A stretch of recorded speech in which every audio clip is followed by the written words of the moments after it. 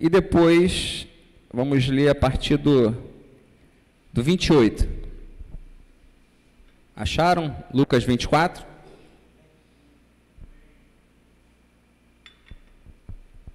Mais uma vez, é bom estar com os irmãos nesse culto de homens, que o Senhor possa nos abençoar, que o Senhor possa ministrar ao teu coração tudo aquilo que você realmente necessita e precisa, né, e espera em Deus nessa noite. Lucas 24 diz assim, verso 13: Naquele mesmo dia, 2 deles estavam de caminho para uma aldeia chamada Emaús. Repita comigo, Emaús. Distante de Jerusalém, 60 estádios, ou seja, aproximadamente 12 quilômetros, ok? E iam conversando a respeito de todas as coisas sucedidas. Verso 15. Aconteceu que, enquanto conversavam e discutiam, o próprio Jesus se aproximou e ia com eles. Os seus olhos, porém, estavam como que impedidos de o reconhecer. Então perguntou Jesus: que é isso que vos preocupa? Presta só atenção nessa pergunta de Jesus. Que é isso que vos preocupa? E de que ides tratando à medida que caminhais? E eles pararam entristecidos. Verso 28. Quando se aproximavam da aldeia para onde iam, fez ele menção de passar adiante. Mas eles o constrangeram, dizendo: fica conosco, porque é tarde, e o dia já declina. E entrou para ficar com eles. E aconteceu que, quando estavam à mesa, tomando ele o pão, abençoou-o, e tendo-o partido, lhes deu. Então se lhe abriram os olhos, e os reconheceram. Mas ele desapareceu da presença deles. E disseram um ao outro: porventura não nos ardia o coração quando ele pelo caminho nos falava, quando nos expunha as Escrituras? E na mesma hora, levantando-se, voltaram para Jerusalém. Vou repetir esse versículo. E na mesma hora, levantando-se, voltaram para Jerusalém, onde acharam reunidos os 11 e os outros com ele. Podeis compartilhar aí, comparar, continuar seguindo aí as Escrituras, a palavra, acompanhando, fugiu a palavra aqui, acompanhando aí, para você não se perder. No verso 13, diz assim: naquele mesmo dia, 2 deles estavam a caminho para uma aldeia chamada Emaús. O tema dessa mensagem é No Caminho de Emaús.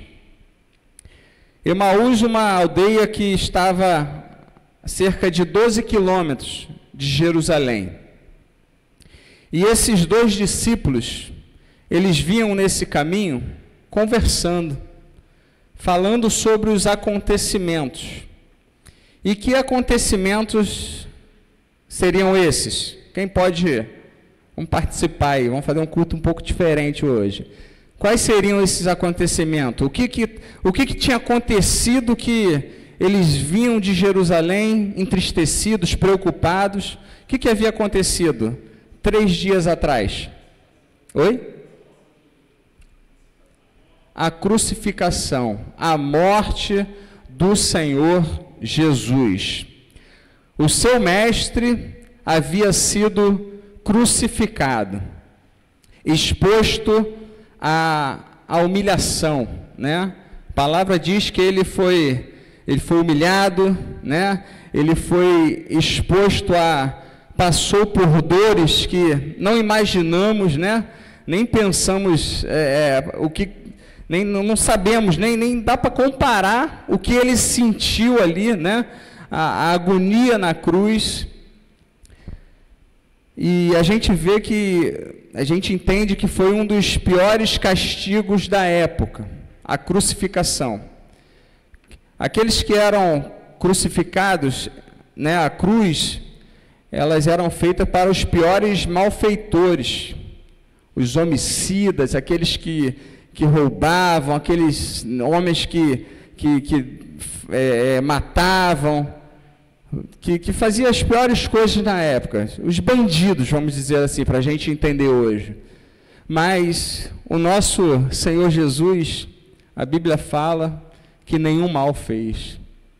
Ele foi para a cruz, né, o cordeiro sem pecado, como um cordeiro mudo. Ele se entregou naquela cruz. E ele passou por essa humilhação, foi exposto, foi crucificado, né? E nenhum mal ele havia feito. E esses dois discípulos, eles vinham de Jerusalém, estavam no caminho de Emaús, voltando para essa aldeia chamada Emaús, e eles vinham conversando sobre os acontecimentos. Diz aí o texto, naquele mesmo dia, né? E que dia?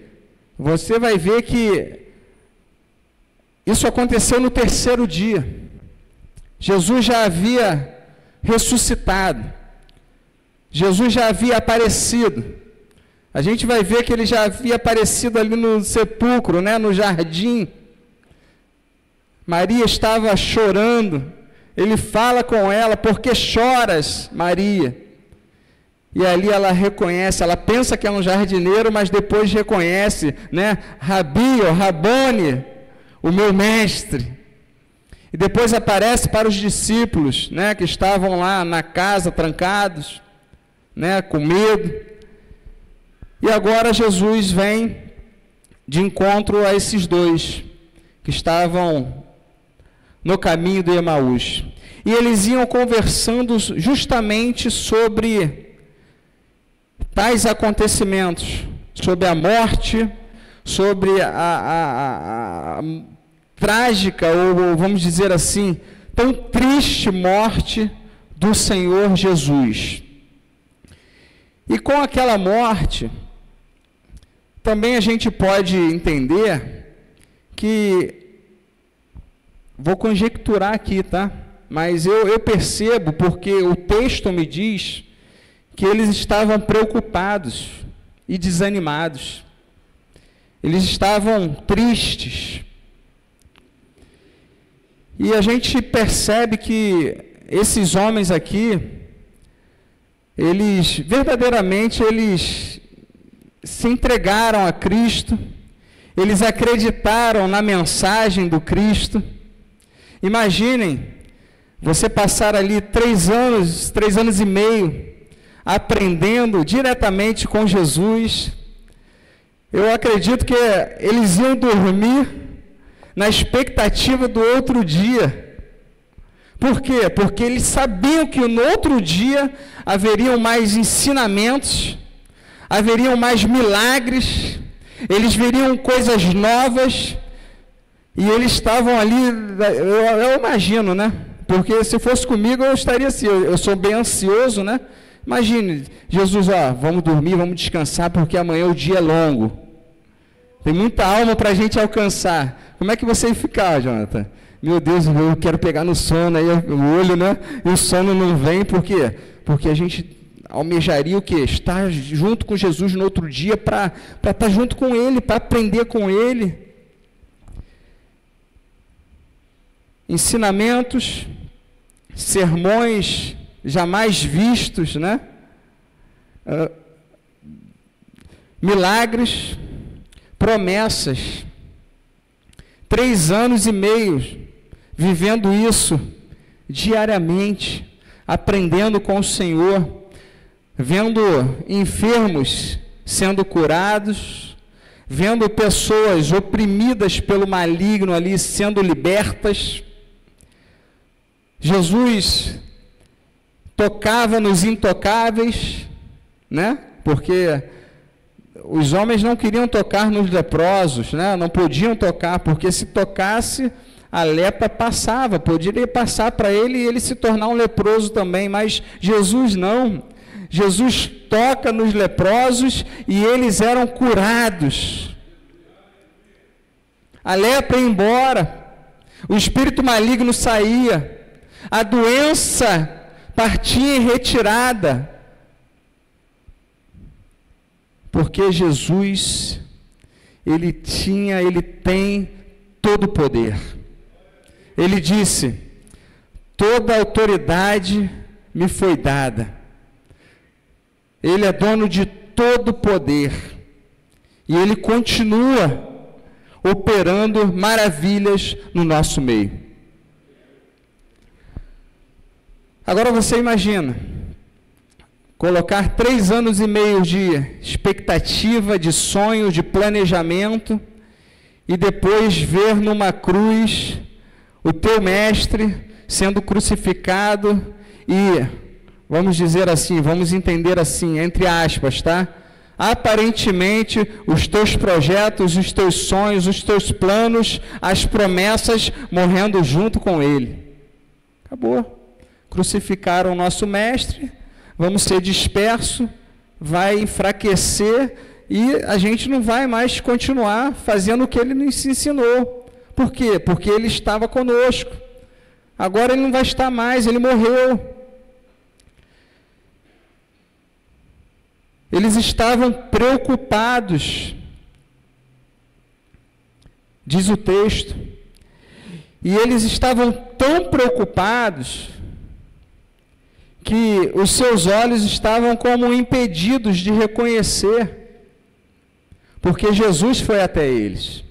Eles vinham conversando, diz o texto, no verso 15, e enquanto conversavam, debatiam sobre os acontecimentos, sobre talvez, né, não sei qual seria o futuro deles, daqueles que seguiam Jesus, o que vai ser da gente, como vai ser daqui para frente sem ele. Mas ele aparece, e ele vem anunciar que ele estaria com eles, que ele havia ressuscitado, que a morte não conseguiu impedir o propósito de Deus, a morte não parou o nosso Jesus, mas ele ressuscitou, e ele veio. Ele estava com eles ali, caminhando com eles. Jesus se aproxima, foi com eles, e eles não o reconheceram, porque os seus olhos estavam como que impedidos. Aí você pensa comigo, seus olhos estavam como que fechados, por causa da preocupação, mas não apenas a preocupação comum que todos nós temos, mas uma preocupação excessiva. E é esse o primeiro ponto que eu queria tratar com você nessa noite. A preocupação em excesso, ela causa males para o nosso corpo. Ela vai fazer mal para você, para mim. A preocupação em excesso. Eu faço uma pergunta para vocês nessa noite. É possível viver nesse mundo sem se preocupar? É possível, varão? É possível, Jefferson? Ainda mais depois que você tem filho, né? Acho que é a preocupação em dobro. Em dobro, né, John? Mas não. A preocupação é natural desse mundo, dessa natureza nossa. Lá no céu a gente sabe que não vai haver mais isso, né? Graças a Deus. Estaremos diante do Senhor, na presença do nosso Deus. Não vai ser choro, não vai ter mais tristeza, não vai ter lágrima, não vai ter doença, não vai ter preocupação, não vai ter depressão, não vai ter nada disso no céu. mas isso acontece, infelizmente, com alguns aqui na Terra. E a preocupação excessiva, ela produz em nós o cortisol, que é um hormônio do estresse. E essa produção de cortisol, né, ou esse aumento excessivo dessa produção desse hormônio, pode gerar pressão alta, arritmia, pode gerar úlceras, gastrite, insônias, doenças de pele, uma série de situações, de disfunções no nosso corpo. Por quê? A preocupação em excesso gera o estresse, gera ansiedade.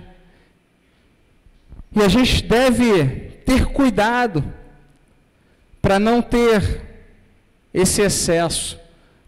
Entender, procurar refletir, perceber se a gente está se preocupando demais ou não. A preocupação é algo desse mundo. Não é possível, né, viver sem a preocupação, não é. Nós nos preocuparemos em algum momento nesse mundo.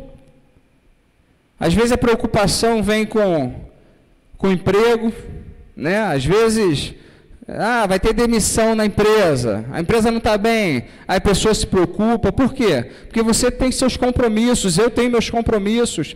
Às vezes a preocupação é com uma enfermidade no meio do lar, na família, aí a gente se preocupa. Às vezes a preocupação é com o filho, que está de repente numa fase adolescente, ou já está um jovem, aí acha que já sabe de tudo, quer sair sozinho, quer fazer o que dá na cabeça. Às vezes são as amizades que, né, estão ali, né, junto com o filho, e só conselho ruim, chamando, conduzindo para algo que não é legal. Aí o pai, a mãe se preocupa. Mas a primeira lição que eu tiro desse texto, eles estavam tão preocupados que eles não reconheceram que era Jesus que estava ao lado deles. E a primeira lição é, grava isso, não se preocupe de maneira excessiva, ou cuidado com a preocupação excessiva. Isso pode gerar mais danos para você e para mim. O salmista, ele diz assim, Salmo 55, 22, entregue suas preocupações ao Senhor. Entregue as suas preocupações ao Senhor. Alguém achou aí? Pode ler o restante? Porque é um salmo abençoado. Salmo 55, 22. Quem achou pode ler.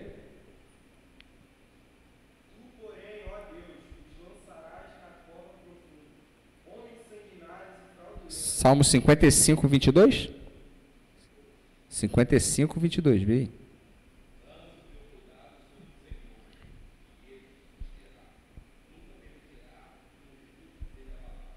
Amém. Tem tradução diferente? Pode ler, por favor? Consegue ler alto?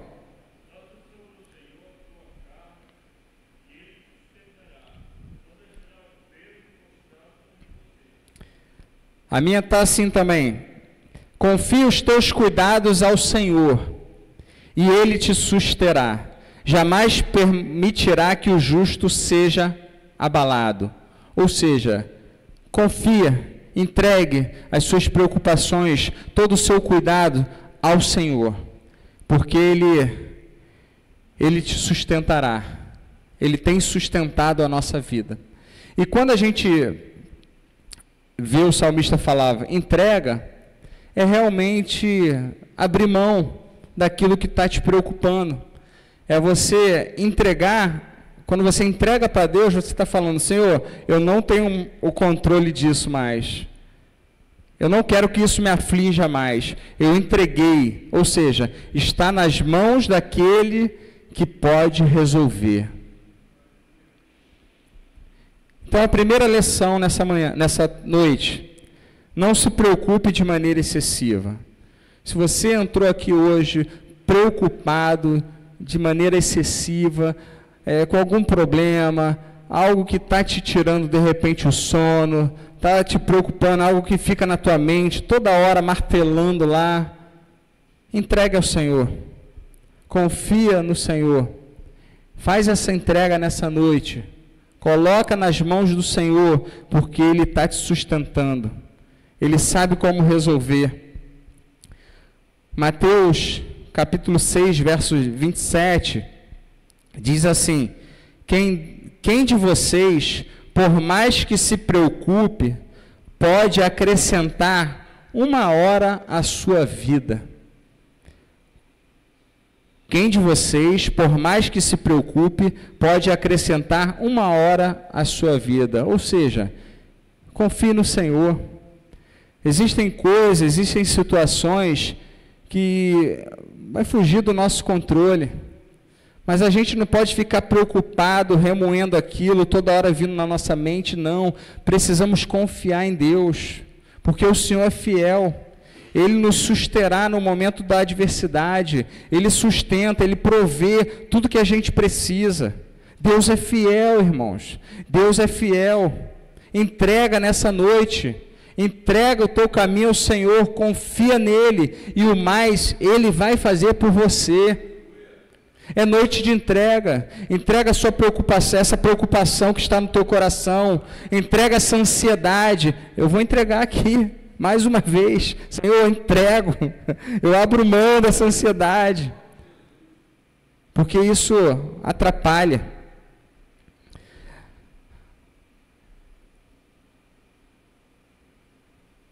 A segunda lição está no verso 13. Eles estavam indo para uma aldeia chamada Emaús. Eles estavam caminhando para Emaús, mas eles vinham de uma cidade chamada Jerusalém. Eles saíram de Jerusalém, estavam caminhando para Emaús. E a segunda lição é: por maior que seja o problema, não deixe Jerusalém. Por maior que seja o problema que você está enfrentando, não saia de Jerusalém, não deixe Jerusalém. E você vai entender por quê. Jerusalém, quero que você entenda que pode representar a casa de Deus, o local onde a gente se reúne para adorar.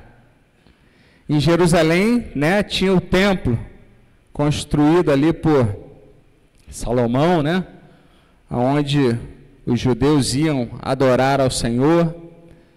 Jerusalém era a capital da adoração. Muitos peregrinavam, durante as festas, indo para Jerusalém para exaltar ao Senhor, para oferecer sacrifícios ao Senhor de adoração. Então, Jerusalém nós podemos entender como a casa do Senhor, como a casa de Deus, como a casa de oração.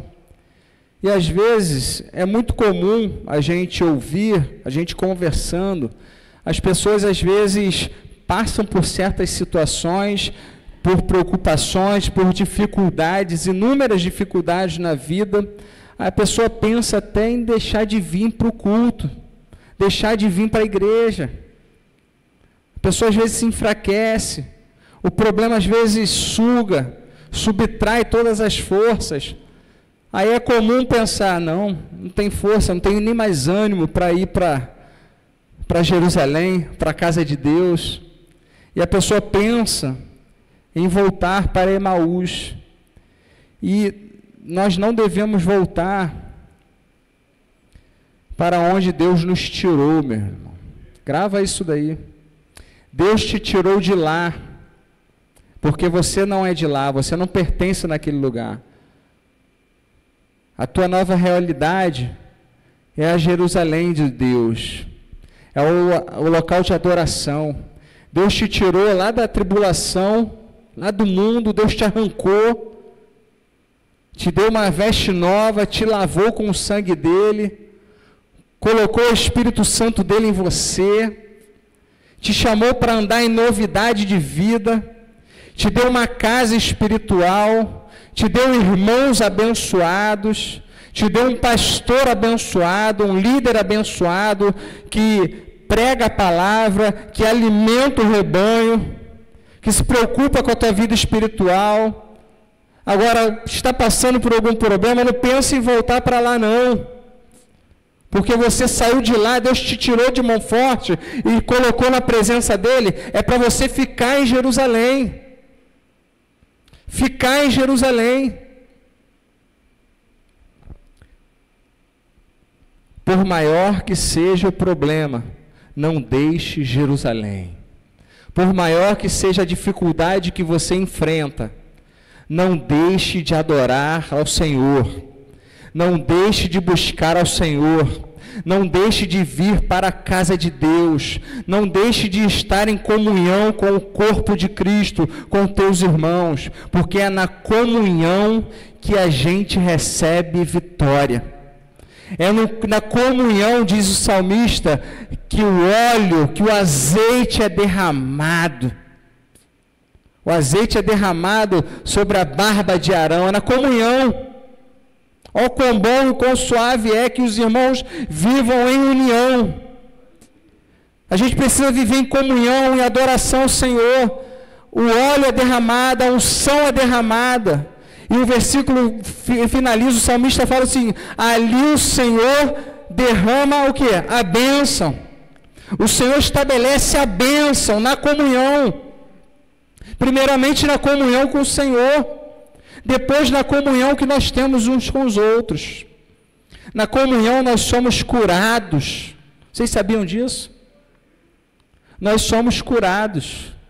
Na comunhão nós somos restaurados. Na comunhão a gente cresce espiritualmente. Quando há comunhão, os projetos fluem, Davidson. Quando há comunhão com Deus principalmente, com a liderança, com os irmãos, quando o líder fala, vamos fazer, aí os homens de honra falam, vamos. Quem não está comunhão, quem não entende a bênção da comunhão, não, isso não vai dar certo não, isso daí é demais, o David está viajando, isso não é para PIB de Jardim Meriti. Mas nós temos aprendido, tem sido falado, a PIB de Jardim Meriti, PIB no Jardim Meriti, deixa eu corrigir, tem alguém me vendo lá atrás, PIB no Jardim Meriti, eu entendi isso, é uma igreja diferente, é uma igreja que tem a sua peculiaridade, e Deus a fez assim. A igreja nasceu assim. Aprendi também isso. A gente sempre aprende. Como é bom, né? Na comunhão, né? Como a gente aprende na comunhão. Na comunhão, Deus derrama a bênção, irmãos. Não saia de Jerusalém. Jerusalém é o lugar de comunhão, lugar de adoração. E aqueles homens estavam voltando para Emaús. Jesus já havia ressuscitado.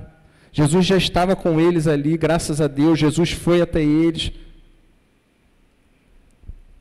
Mas só que seus olhos ainda estavam como que se fechados.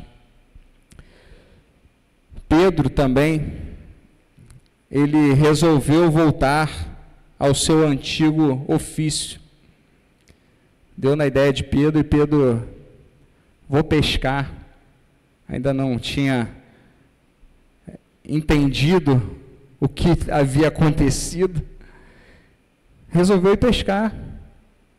E diz o texto que, João 21, né, a partir do verso 1, que alguns outros discípulos também, vamos com Pedro, vamos lá, vamos pescar. Só que a orientação, o chamado, foi para Pedro abandonar o barco, abandonar a pesca e se tornar o quê? Pescador de homens. Jesus chamou não só Pedro, mas todos aqueles homens, e o chamado se estende a nós também, né?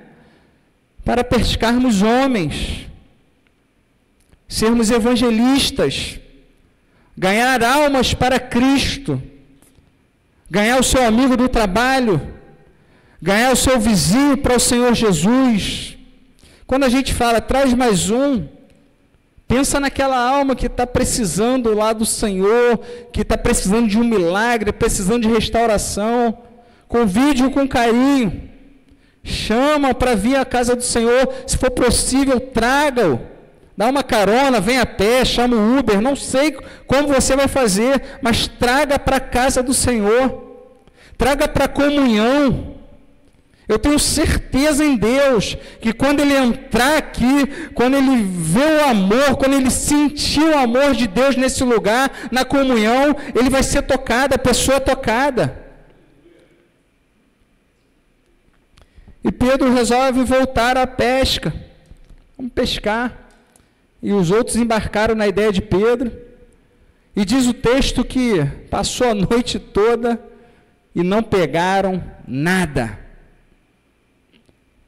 Vou fazer uma aplicação aqui. Estavam no lugar errado. Não estavam fazendo o que o Senhor Jesus tinha mandado. Por isso que a pesca foi um fracasso. Mas Deus é misericordioso. Jesus vai até eles. Jesus dá uma ordem. E qual é a ordem? Joga a rede do outro lado.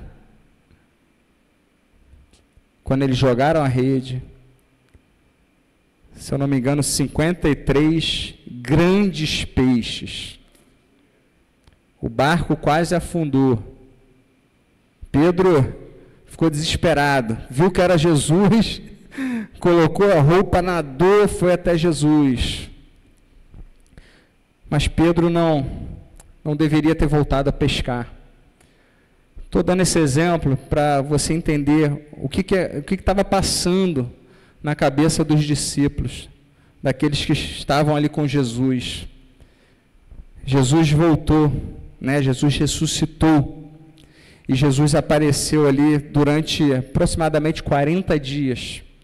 Apareceu para as mulheres ali no sepulcro, depois apareceu quando eles estavam ali trancados na casa, apareceu para os 2 discípulos, depois apareceu para os 500 lá, antes de ser assunto aos céus.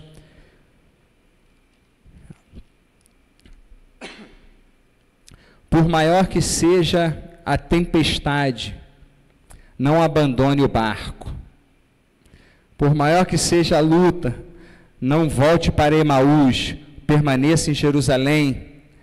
Não deixe a sua casa. Vou entrar num ponto também importante. Talvez você não esteja passando por isso, graças a Deus, assim eu espero no Senhor. Mas existem pessoas que podem estar passando e estão do teu lado. Às vezes quer deixar a família. Não está aguentando a pressão, não está aguentando ali a carga. E às vezes pensa em sair de casa, abandonar a esposa, abandonar filho, largar tudo, se aventurar. Deus quer usar você para aconselhar essa pessoa. Não deixe a sua família, não largue a tua casa, não deixe Jerusalém, não. Sua família é bênção de Deus, sua mulher, sua esposa, seus filhos, foi o Senhor quem deu. Não deixe a sua família, não se afaste dos seus filhos. Ah, mas estou vivendo um monte de problema, esse garoto, essa criança, esse menino só me dá trabalho, desculpa o termo, é uma perturbação, e eu não sei mais o que fazer. Se aproxime dele, se aproxime. Deus vai te dar direção. Ore, jejue, ore por ele, se aproxime, fique mais próximo. Eu lembro uma vez que eu estava ministrando numa reunião de varões, lá em Filadélfia. E Deus tocou no meu coração, durante a mensagem, que haviam pais ali, varões, pais, crentes, que estavam sem falar com seus filhos. No momento da jornada, perdeu a ligação com o filho e depois não conseguia mais se conectar, não tinha mais relacionamento dentro de casa. O pai entrava, o filho saía por outra porta e não tinha comunhão, não tinha relacionamento pai e filho. E aí, meu camarada, beleza? Porque homem é assim, pelo menos eu sou assim. E aí, filhão, beleza? Na bênção? E aí, pai, oi pai, tal, tudo bem, tal? Então a gente conversa, a gente brinca, tem que ter isso, irmãos. Tem que ter intimidade, tem que ter liberdade, tem que ter comunhão, tem que ter orientação também, correção, tem que ter tudo. Mas eles perderam esse contato, esse relacionamento. E Deus falou no meu coração ali, e eu dei uma palavra. Eu lembro, não sei se Jefferson estava nesse dia, no culto dos varões, lá embaixo, na sala de seminário. E eu lembro que vieram alguns homens, senhores, chorando no Senhor, irmãos. Foi o Espírito Santo que tocou, não foi o irmão Weber não, irmãos. É o Espírito Santo que fala ao nosso coração, a gente ministra, e se Deus fala no coração, é porque Deus quer agir, Deus quer restaurar, Deus quer ligar, Deus quer reconectar. Deus pode. Ah, mas já tem muito tempo, já passaram-se anos, eu não tenho mais aquela relação com a minha família, com a minha esposa. Deus pode. Deus pode. Não deixe Jerusalém. Não saia de Jerusalém. E a terceira lição, para a gente encerrar e finalizar, no partir do pão. A primeira foi, não se preocupe de maneira excessiva. A segunda lição, por maior que seja o problema, não deixe Jerusalém. E a terceira lição desse texto é, no partir do pão. Eles convidaram Jesus. Esses dois discípulos, eles perceberam que aquela companhia, aquele que estava com ele, era digno de pousar na casa deles e ficar, porque a noite já estava caindo, o dia já estava indo embora, e eles o convidaram para estar na casa deles, pousar na casa deles. Convidaram Jesus. Verso 29 diz o seguinte: mas eles o constrangeram, dizendo, fica conosco, porque é tarde, e o dia já declina. E entrou para ficar com eles. Jesus foi convidado a pousar com ele, e Jesus foi até a casa dele. E a gente vê que quando Jesus entra na casa, quando Jesus está ali, eles estavam ceando, ou seja, se alimentando. E Jesus, como já havia feito isso inúmeras vezes, né, no momento de comunhão, Jesus partiu o pão e Jesus abençoou aquele momento. Olha, irmãos, como é importante também, um ponto importante, quando você for fazer uma refeição, quando você estiver na sua família, com a sua casa, com a sua família, você sua esposa, não sei se mora só você e sua esposa, ou se você mora sozinho também, não conheço a realidade de cada um, mas se estiver em casa, for lá no momento de refeição, de café da manhã, dá graças a Deus, abençoe o alimento que está entrando na tua casa, que o Senhor está colocando na sua mesa. O Senhor operou maravilhas ali, os olhos deles foram abertos, bênção de Deus, a visão espiritual retornou. Por quê? No partir do pão, no abençoar, aquele momento de ceia tão especial, eles convidaram Jesus, né? E no Novo Testamento, tá? Nós vamos ver, né, o Novo Testamento relatando que o Senhor Jesus, ele entrou em 12 casas, 12 residências, vamos dizer assim. Em algumas ele foi convidado, a grande maioria. Em outras não.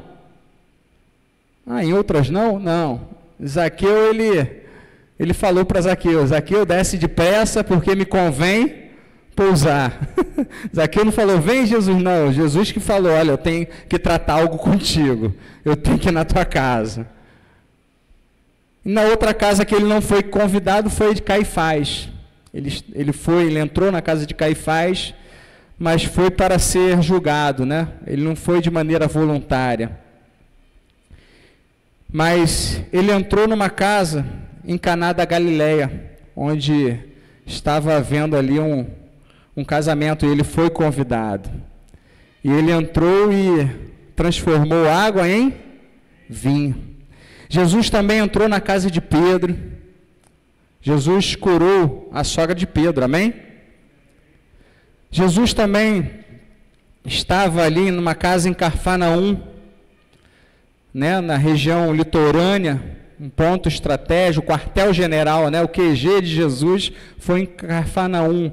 E num determinado momento a casa estava muito cheia e tinha um homem que não andava, e aqueles amigos, né, levaram ali uma cama e passaram pelo telhado, desceram até a presença de Jesus, foi em Cafarnaum, e Jesus curou aquele homem, restaurou, né, aquele homem. Jesus também entrou na casa de Levi, onde ele foi convidado e comeu ali com aqueles homens pecadores e ministrou ali sobre a vida deles. Jesus também entrou na casa de Simão, Lucas capítulo 7, e onde a pecadora ungiu, aquela mulher pecadora, ungiu seus pés, quebrou o vaso ali, né, e secou ali com os cabelos. Jesus foi até a casa de Jairo, curou, restaurou a filha de Jairo. Ele entrou na casa de Marta, Maria, né, Jairo não. Lázaro, obrigado. Na casa de Marta e Maria e Lázaro, ele levou a palavra. Jesus entrou na casa de Zaqueu e levou a salvação.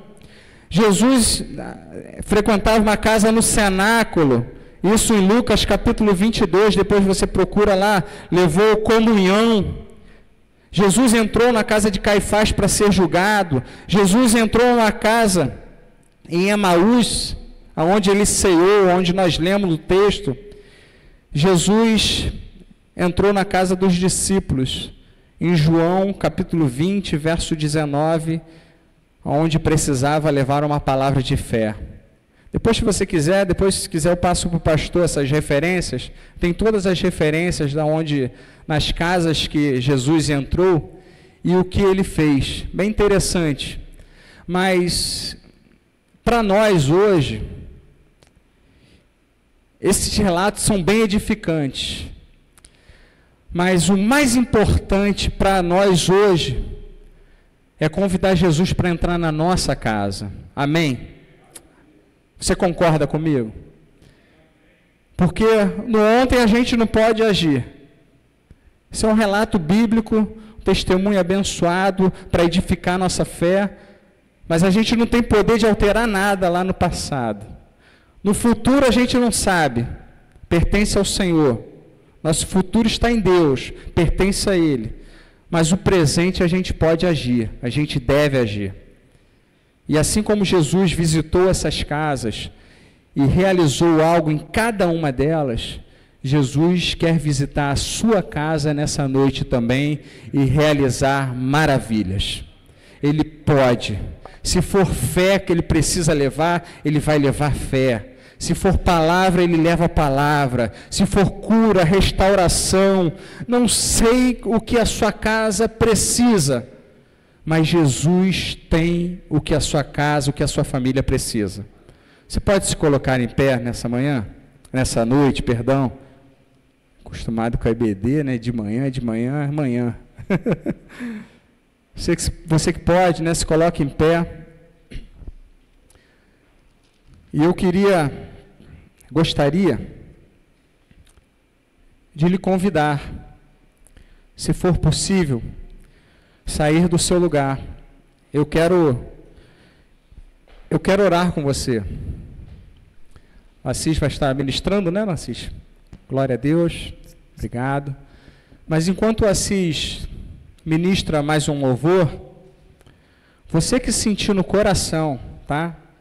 Não é pelo convite do irmão Weber, mas é sentir o toque do Espírito Santo. Você que sentiu a necessidade de colocar algo na presença do Senhor, trazer diante do altar do Senhor, vir aqui na frente, colocar na sua preocupação, aquilo que está tirando o sono, aquilo que está trazendo algum transtorno para você, emocional. Sai do seu lugar, vem aqui. Nós vamos orar com você. Nós vamos pedir ao Senhor que refrigere a sua alma, que tire essa preocupação, que te ajude, que seja contigo. Deus pode fazer. E você também que está com alguma dificuldade no relacionamento familiar, de repente uma dificuldade de conversar mais, falar mais com seus filhos, com a sua esposa, no meio da sua família. Se está havendo algum problema, o Senhor pode ir lá e te ajudar a resolver. Deus pode abençoar a tua casa. Deus quer abençoar a tua casa. Assim como aqueles homens tinham deixado Jerusalém, estavam voltando para Emaús, no verso 30, se eu não me engano, diz o texto que eles se levantaram e voltaram para Jerusalém. Atitude, irmãos. Precisamos ter atitude de fé. Eles entenderam que eles não deveriam voltar para Emaús, mas o lugar dele era Jerusalém de Deus. O lugar dele era o lugar da adoração. Eles tinham que estar no meio da comunhão e não tristes, cabisbaixos. Deus não os criou para isso. Era um momento que eles estavam passando, mas Deus tinha algo ainda a realizar na vida deles e através da vida deles. E o Senhor foi até eles. Você que entendeu essa mensagem e quiser, vem aqui na frente, nós vamos orar por você.